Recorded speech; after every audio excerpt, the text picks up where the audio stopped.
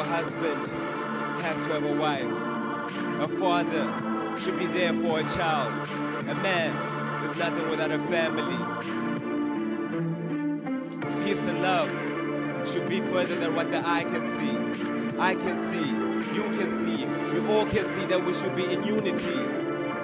You will be, and I will be, one with you. Only one person it takes to make a difference. We need to be strong. We need to get along. We cannot allow the violence of women and children to carry on. Stomp it out. We've had enough. We've had enough. We need to shout. Stomp it out. We've had enough. We've had enough. We need to shout. Kwanele, Makupele. Let's come together and make a change. Kwanele, Makupele. Let's come together and be the change.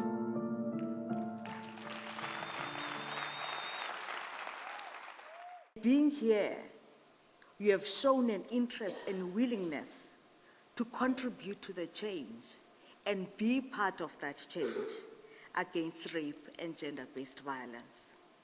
You embody hope I have of citizens of our society forging ties constructively and working together to rid our homes, our neighborhoods, our societies of gender-based violence, and to create a South Africa that is safe and secure.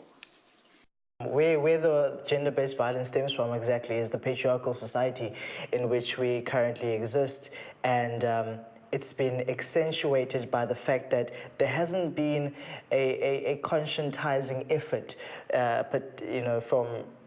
from leaders of our society, and campaigns such as this one are actually what we really need in the society to educate young men. I think it's a really big problem that we face in South Africa. A lot of people do tend to live in their own little bubbles, and sometimes they might block it out and not think about it. Unfortunately, that's not the reality of the situation. I think that if people become more aware of it, they can start to take a stand against it. One big step, I think, is empowering equality. So as soon as you start seeing people as equals, I think you're much less likely to start treating them poorly and acting violently against them. To me, I would say one of the most important things is speak out. Number one, understand what your rights are and enforce those rights. Make sure that you understand the fact that whatever happened to you, if you were raped, it is not your fault. So I hope that this message we will be able to spread to the thousands of students on our campus and into the communities and on other campuses across the country. Just yesterday, I was part of a meeting of transformation officers and managers and senior staff, including vice-chancellors at other universities in Van der Bijl Park in Gauteng. And this very campaign was on our agenda. And we have 23 universities.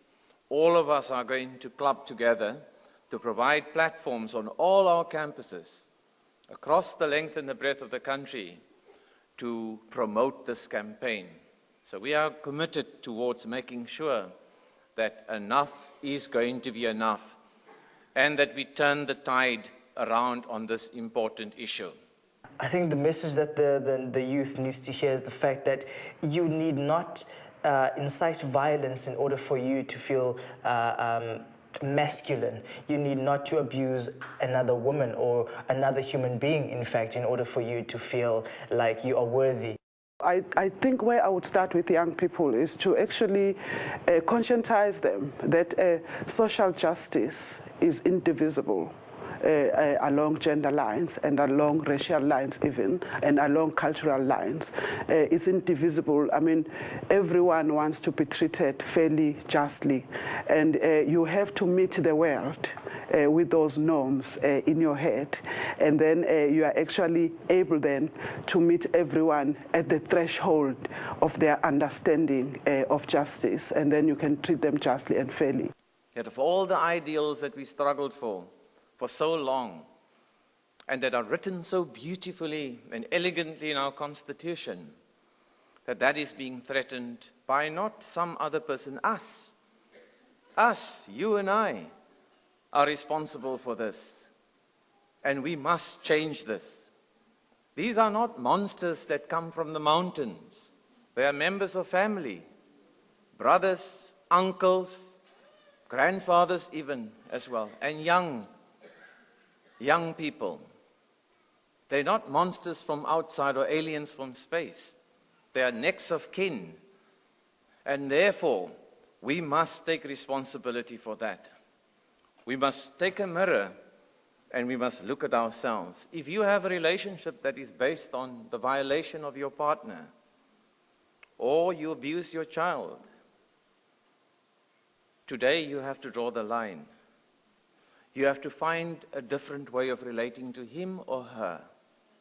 Change it. You can begin that revolution in your personal relationship, in your family.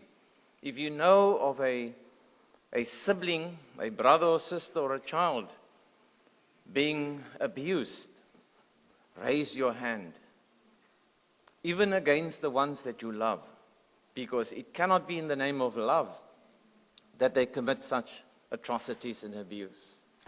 That's the first piece, is to say, I deserve my rights as a human being, irrespective of my gender, my sexual orientation.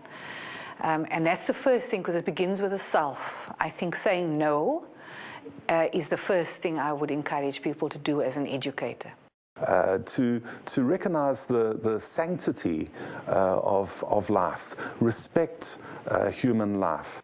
I really think that this hand, and you know, in red and white, and enough is enough insignia is so striking that it must be up there prominently and permanently as well. So when someone walks on this campus, student, staff, visitor, doesn't matter, they get this message quite clear that on this campus we are free of violence. We are intolerant of it. And if we get you involved with violence, then you don't belong to the family of this university. And we're going to make sure that this campaign becomes a groundswell of a revolution in our country, and we're going to take it by storm.